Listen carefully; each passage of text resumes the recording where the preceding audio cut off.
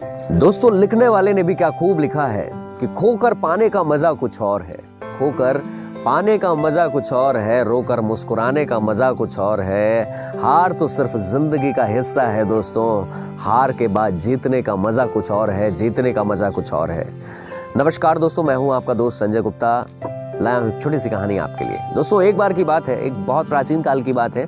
एक सरोवर था गांव में, और उस सरोवर के बीचों बीच एक खंभा गड़ा हुआ था जिसने उस राजा ने बनवाया था, जिसने इस सरोवर का निर्माण करवाया था। दोस्तों, वहां बहुत सारे मेढक रहते थे उस तालाब में, और हर एक मेढक कोशिश करता था उस खंभे पर चढ़ने की, लेकिन बार बार असफल हो जाते थे। तभी मेढकों के दिमाग में आया कि क्यों ना इस खंभे की रेस करवाई जाए और इसमें देखते हैं जीतेगा कौन। उन मेढकों ने सोचा कि क्यों ना इसमें रेस करवाई जाए, और सभी मेढकों ने प्लानिंग कर ली कि हाँ, इसमें रेस जरूर करवाएंगे। और ये बात दूर दूर तक जो सरोवर थे वहां भी बात फैल गई। अचानक वह दिन भी आया जब वहां रेस होने वाली थी। खंभे के ऊंचाई तक चढ़ना था, और जो ऊंचाई तक चढ़ जाता वही उस रेस का विजेता होता। मगर वो खंभा इतना चिकना था, चिकने होने की वजह से बार बार जो भी मेढक चढ़ने का प्रयास करता बार बार उससे गिर जाता। और जितने भी मेढक दूर दूर से आए हुए थे उन्होंने भी इस खेल में हिस्सा लिया और चढ़ने की कोशिश में लग गए। आहिस्ता आहिस्ता जब वो चढ़ने की कोशिश करते तो बार बार चिकने होने की वजह से उस खंभे से फिसल जाते और फिसल कर फिर से पानी में गिर जाते। लेकिन जो भीड़ थी वो भी उन्हें डिमोटिवेट कर रही थी, उन्हें उत्साहवर्धक की बजाय उन्हें और नेगेटिव कर रही थी कि नहीं, ये काम बहुत ही कठिन है, इसमें चढ़ पाना बहुत ही मुश्किल है, इसमें कोई नहीं चढ़ सकता है, और इसे जीतना तो नामुमकिन है, जल्दी से नहीं जीता जा सकता है, क्योंकि इतने चिकने खंभे पर और वो भी उतना ऊंचा खंभे पर चढ़ पाना, मुझे नहीं लगता है कि कोई भी मेढक इस रेस को जीतेगा।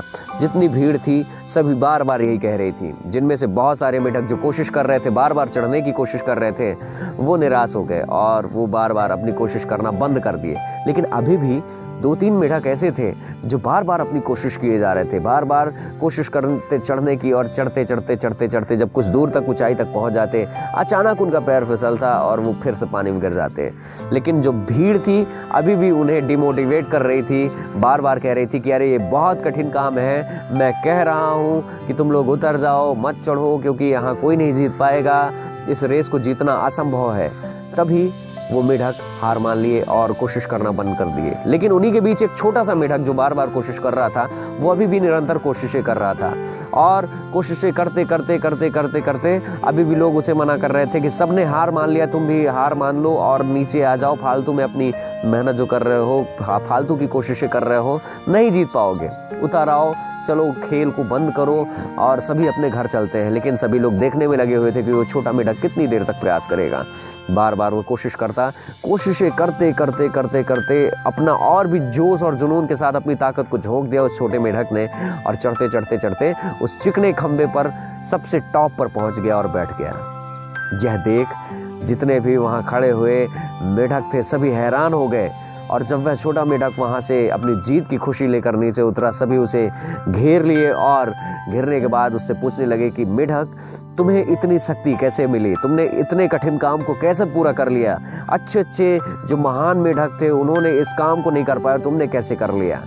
तभी पीछे से एक मेढक की आवाज आई कि अरे तुम लोग उससे क्या पूछते हो, वो तो बहरा है। दोस्तों, बेशक आप समझ गए होंगे इस कहानी का सार।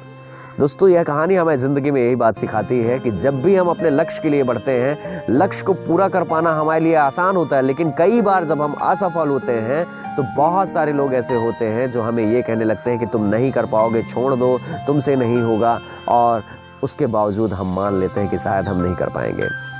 दोस्तों, जिंदगी में निरंतर कुछ पाने के लिए, कोशिश करने के लिए, आगे बढ़ने के लिए हमें जब कुछ काम करना पड़ता है तो निरंतर मेहनत करना पड़ता है, हमें बहरे बन जाना पड़ता है, तब जब जाके हम कुछ अच्छा जिंदगी में कर पाएंगे।